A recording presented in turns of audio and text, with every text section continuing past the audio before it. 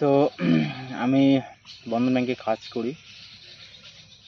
সামনের মাসের 16 তারিখে আমি জয়েন করি এবং এখানে আমি আজকে তোমাদের একটাই বলবো যে আজকে ROSS যে পদটা রয়েছে ওদের নাম হচ্ছে ROSS।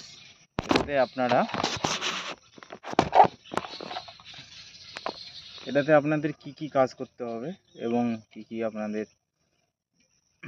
কি আপনাদের কাজ থাকবে, সারাদিনের কাজ কি এবং কত টাকা কী করতে হবে, কিস্তির ব্যাপার কী আছে এবং লোনের ব্যাপারে কী আছে, আমি সব কিছুই বলবো আজকে।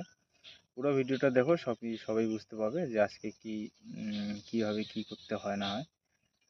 প্রথমত তো আপনাকে জয়েন করতে হবে বন্ধন ব্যাংকে। জয়েন করলেন আপনি ROSS পদে এবং এসএস পদে মানে এসএস বলতে সুপার সেভার, ঠিক আছে। এই পদে জয়েন করার পরে আপনার আইডি তৈরি হবে এবং আপনি কী করবেন, প্রথমে আপনাকে ফিল্ডে পাঠাবে। ফিল্ডে পাঠানোর পরে আপনার কীগুলো করতে লাগবে, আপনার কিছু দোকানে সেভিংস কালেকশন নিতে হবে। সেভিংস বলতে কি, কিছু দোকানদার আছে যে তারা 100 হোক, 200 হোক, 300 হোক বা 1000 হোক বা 10,000 অবধি আপনাদের একটা সেভিংস অ্যামাউন্ট দেবে, সেটা ওনাদের ব্যাংকে ডিপোজিট করবে, সেটা আপনারা ব্যাংকে ডিপোজিট করবেন।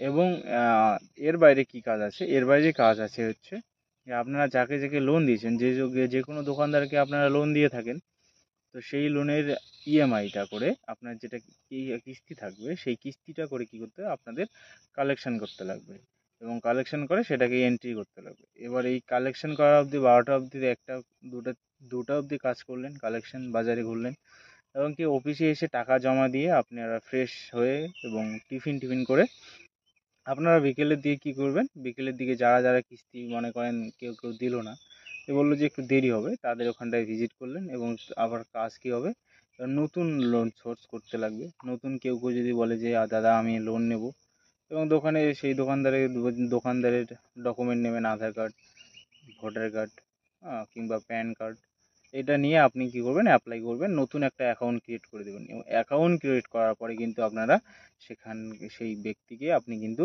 লোন দিতে পারবেন। তো আমাদের এখানটায় কি ROSS পদে আমাদের ন্যূনতম কত অবধি দেওয়া যাবে, আমাদের 1.5 লাখ অবধি কিন্তু আমরা লোন দিতে পারবো।